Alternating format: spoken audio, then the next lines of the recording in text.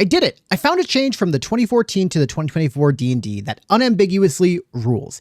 And it's the changes made to the spell Find Steed. Yeah, the spell that you maybe cast once, or more likely never even thought about using because your paladin spell slots are smite slots. And I'm not even really throwing shade at this. One of the first times I got to play D&D instead of being a DM, I played a paladin, and I don't think I ever used this spell once.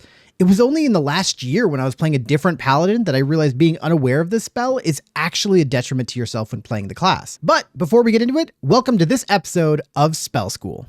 So let's hop into the basics. Find Steed is a second level conjuration spell that lets you summon a magical mount that you can speak with telepathically while you're within a mile of each other. This steed has its own stats that vary depending on your choice when casting the spell. We'll get into that later. And if it reaches 0 hit points, it disappears, dropping everything that it was holding. But you can summon it again, and you have a pet that you don't have to worry about being permakilled by the DMs that will execute your pets to clean up the initiative sheets.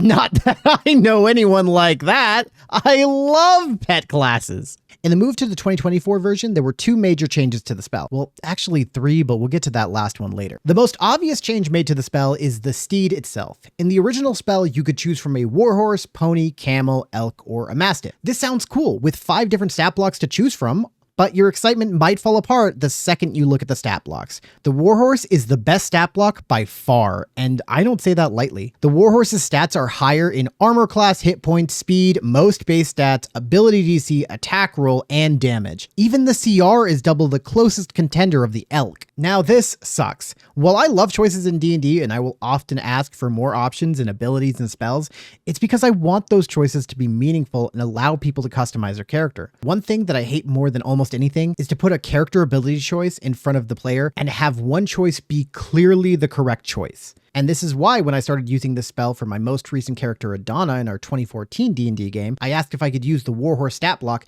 and just reflavor it to be a different creature, which the DM allowed. Now they fixed this problem in the 2024 version by changing it to a standardized stat block, which is a bit more boring, but also way stronger and more effective. It also gets stronger if you cast it with a higher spell slot, which didn't exist previously. Across the board, the stats are equal to or better than the peaks of the 2014 options. And the steed also grows with your character's stats. Lastly, they kept the aspect of choice by switching it to a flavor aspect that didn't matter previously. When you cast a spell, you can choose its creature type of Celestial, Fey, or Fiend, and it gets a different ability to use once per day as its own bonus action depending on the type you choose. If it's Celestial, the steed can heal a creature. If it's a Fey, it can teleport with its rider up to 60 feet away, and if it's a Fiend, it can attempt to frighten a creature within 60 feet. Low-key, I do kind of miss the attempt to knock creatures prone from the Warhorse, but that's maybe just because I have an addiction to advantage. The second big change that they made is to the casting time of the spell. In 2014, it was 10 minutes to cast, so you're pretty much locked out of combat for casting time of the spell.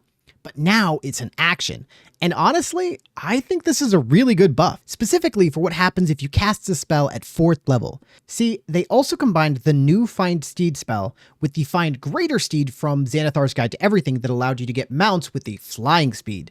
So, if you cast a spell at 4th level or higher, your otherworldly steed also gets a 60-foot fly speed. Why is this relevant? Well, because if the dragon decides to fly 20 feet up and out of melee, the paladin still has a way to get within smiting distance instead of being relegated to hucking javelins that they forgot about. Did someone get pushed off a cliff? Cast your steed to catch them so it's not a death sentence. This gives the paladin a bit more utility instead of committing mainly to damage and using their spells exclusively for smiting. I mean, it will still happen, but the option is there. Which brings us to the secret third change that Wizards of the Coast made to the spell. The 5th level paladin feature, Faithful Steed. This makes it so that paladins, who are the only class that get this spell, always have this spell prepared and can cast it once per long rest without expending a spell slot. This is fine, unnecessary, it's a thing. I have mechanical notes about it, but I more want to point out that this feels really unneeded. But I think I know why they did this. Like I said at the beginning of the video, I don't think many people cast the Find Steed spell that often. And there are several reasons for that. Primarily, paladin spell slots are smite slots. Haha, funny joke. And from the changes I've seen to a few spells, it feels like Wizards may have been trying to move away from the paladin equals divine smite mentality that exists. Or maybe they just wanted to put it there as a beacon of, hey, come look at this spell, it's really cool, don't you want a divine pet?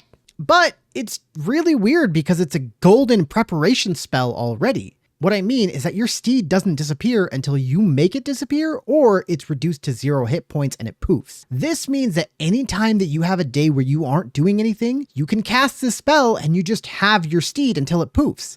Hey, it's a shopping day. Let's prepare Find Steed and cast it at the end of the day. Hey, I'm going into battle tomorrow. Let's prep Find Steed today. Oh, hey, you know what? I just want my cool horse best friend around and we're not doing anything for a bit. Prep Find Steed. I mean, I don't have an issue with it. I'm just kind of towards it. Like, it just doesn't feel super necessary, but I get it going with the class fantasy of being a knight, so But overall, the spell is an absolute improvement, and I definitely think it was an unambiguously good change to the spell itself. It opens up a lot more for the designs of mounts, and as someone who already had a Fey, totally not Tobo Kodachi inspired mount, I'm super psyched about it. But tell me what you think about the spell, or what your new mount is going to look like in the comments below.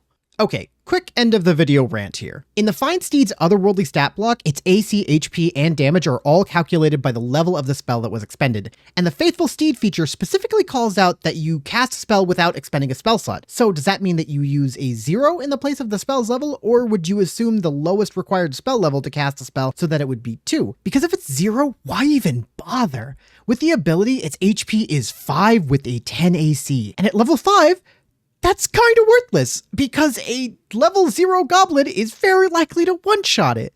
I would assume that you would do a second level spell, but even then, why not just give it equal to the highest level paladin spell slot they have if you're trying to encourage people to use the steed? Maybe they thought that was a bit too much, but I don't know. I just have some theory design questions here. Anyways, thanks for watching, and I will catch you next time.